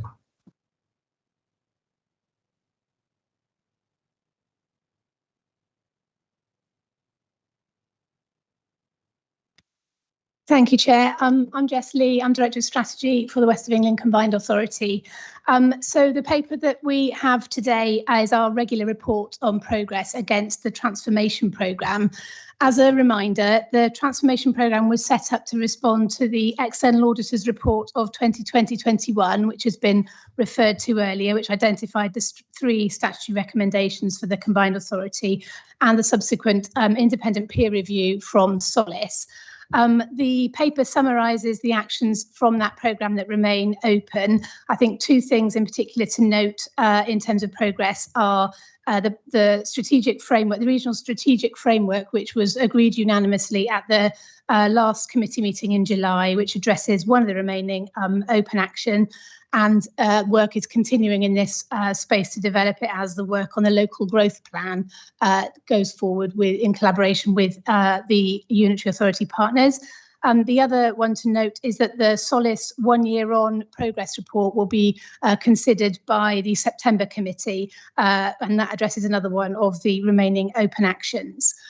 So the report focuses firmly on that transformation programme. The topic of the best value notice and the improvement panel was raised earlier and is obviously in parallel, happening in parallel to all of this. So as Stephen mentioned, the independent panel met for the first time last week and will be looking at a lot of the issues that remain open within this transformation programme. The question that Councillor Stretfield James raised earlier about how we involve audit and scrutiny in that process, what I would suggest is that we talk to the chair of the independent improvement panel and seek an opportunity for the chairs of audit and scrutiny to have a conversation with her to think about how that moves forward, if that is appropriate. That would be my suggestion. I think we both agree to that. Fine. Can do that? We do.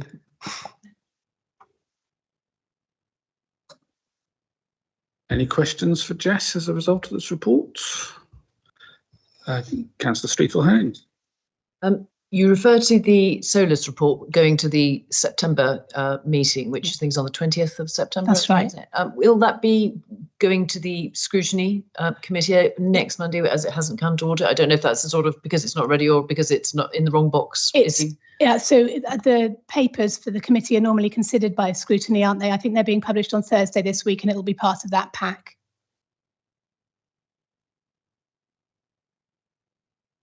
Any more questions? Right, thank you, Jess. I note that the Audit Committee notes the progress across the transformation programme and activity planned in relation to actions that remain open. So we're happy to note that. Thank you very much. So next we have Item 16, which is points to refer to main committee. So members to confirm any issues they wish to raise on the committee's behalf at the next West of England Mayoral Combined Authorities Committee meeting on the 20th. Which particular points would you like me to raise, or whoever's going to be speaking in there? I think Paula's actually going to be speaking there because neither Toby or myself are actually available on the 20th. Well, I will be distributing my own report, and if you have any comments to make on that, we'll try and feed them in. Thank you very much. So item 17 is a feedback, so you can send me some email feedback if you like about how well this meeting went. And I should note that there are some specific briefings available to members before the next audit meeting. One is the September 26th CRSTS briefing. Then there's also one on Tuesday 22nd of October, an introduction to fraud and the role of internal audit. And then on the Thursday the 21st of November, we have a Treasury Management update by Arlene Close. And they're all going to be held via Teams and in private. Anybody got any questions on that? No? Good. Oh, Councillor Reppington. Well, I have, but I can ask you later, but I don't seem to have that 26th briefing in my diary. I don't know, Tim, if you can send that again to me.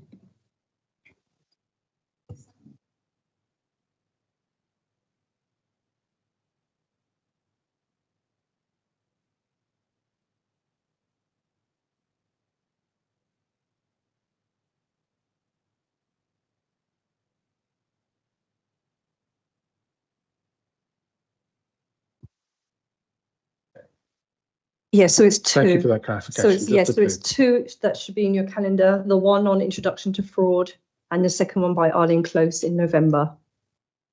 Right. Yes.